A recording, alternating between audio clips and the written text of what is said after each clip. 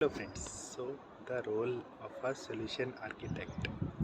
So currently there are too many conceptions, misconceptions, too many theories how to create a solution, how to understand the customer requirement. So the most important term in a solution architect is solution. This is what we should be always assured, and we should never get away from this one particular thing, that is solution. We need to find the solution of the customer's problem. We do not need to show our expertise. We do not need to engage in long hours of communication calls, meetings, and maybe showcasing our experience and everything. The most important thing in a solution architect or a design call is to understand the solution, to understand the problem first of all, then see if the problem is really existing or if it can be solved by many tweaks. Mostly there are some traffic issues, or there are some new constraints, some cost issues, or maybe some other miniature kind of issues that you need to look into.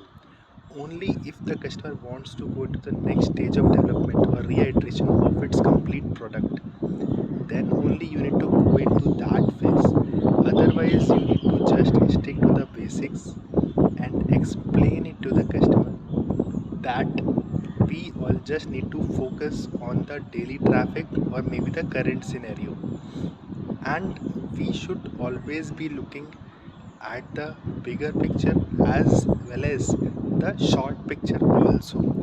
Because bigger picture, convincing the customer to implement bigger solution may take time, but implementing the shorter solutions will gather you trust from the customer, will solve the problem immediately, then customer will also be tension free, and then we can discuss the budget issues and different issues later on.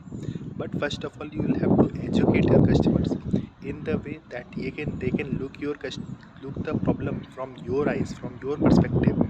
Then you will have to convince them to reach a solution that you want them to. You don't have to force your solution, you have to make them understand your solution, or you have to make them reach the solution by yourself.